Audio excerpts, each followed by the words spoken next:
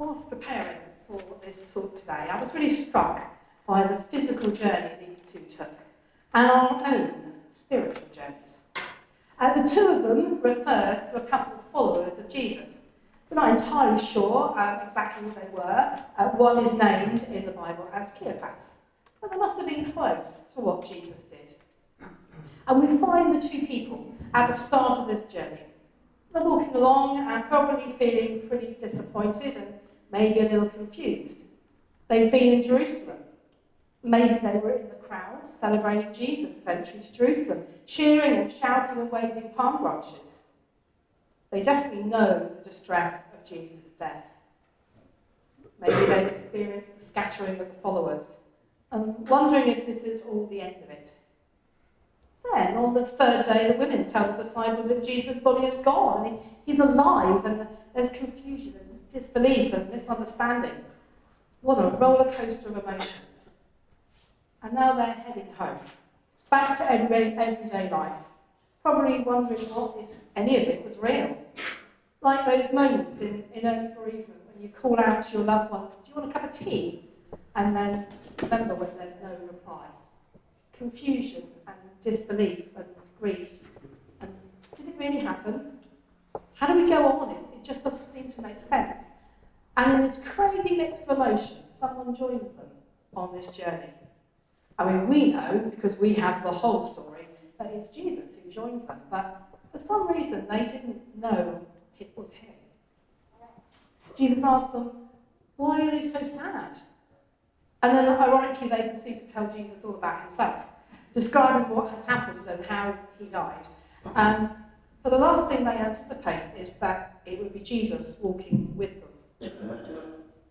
So Jesus goes back through the Bible and explains what they should already have known.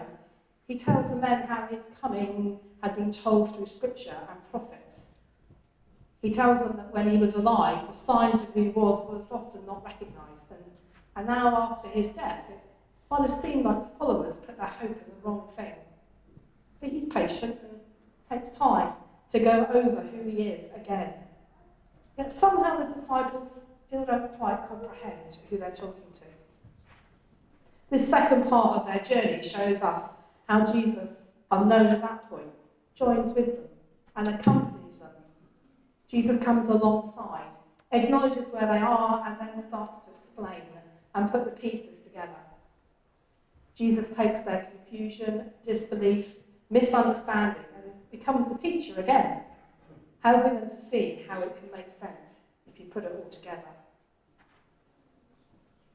The third part of the journey, they've arrived home, and Jesus goes to continue, and they invite him in.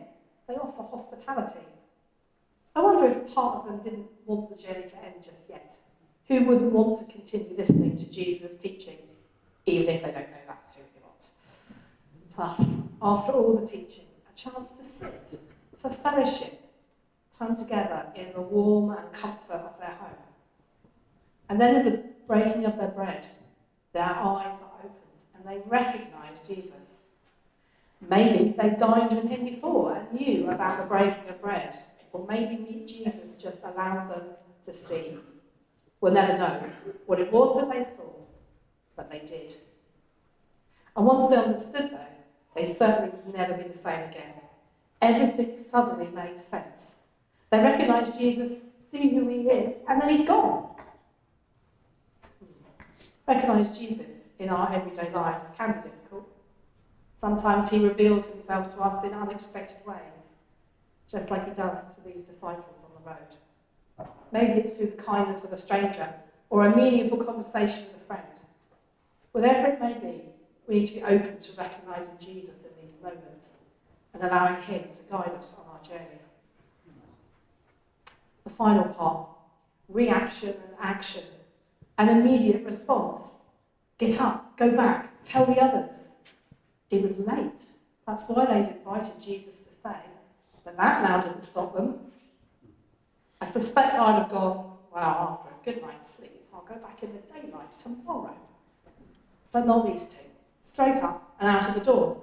They wanted the disciples in Jerusalem to know, and they couldn't wait to tell them. No matter that they were tired and had already done the journey once that day, no matter that it was late and now dark and dangerous, the response to recognizing Jesus was alive and with them was overwhelming, and they didn't hesitate. I wonder what you remember of the 4 parts of the story and maybe your own journey of faith. I can remember in my very early Christian journey as a teenager, how various parts of the Bible seemed to contradict each other, how confusing I found it all, how I used to despair that I'd ever understand. I remember also those mature Christians who walked alongside me, who taught me, who were patient in explaining, often repeatedly, as I tried to understand and struggle to grasp the truth of Jesus, the good news, and God's big story. Coping with my constant, probably rather irritating questions. Then comes a decision, the recognition that Jesus has made a difference in my life, and because of that, there needs to be change.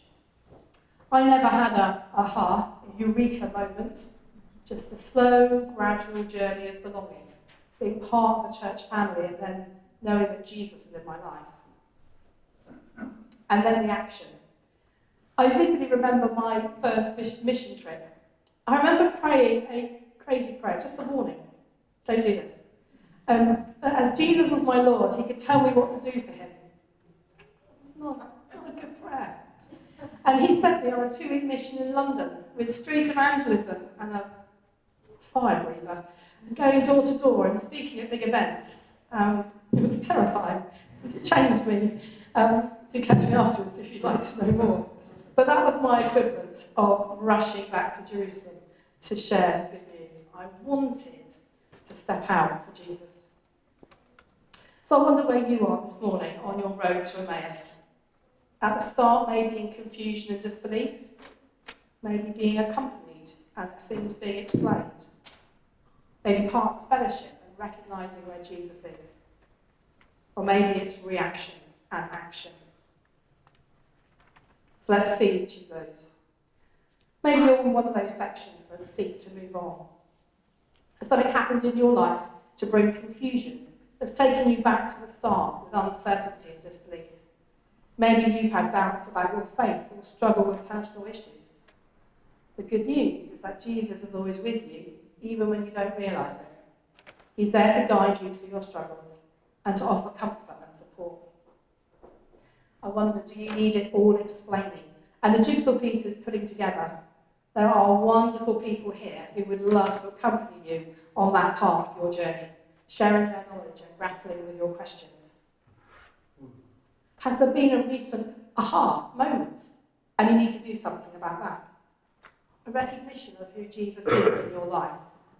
Or maybe you've realised in the breaking of bread that you want to take more of a role in our church family. Or are you ready to rush out of the door into mission and evangelism, excited by the good news and the Easter story, and wanting it to share it with others?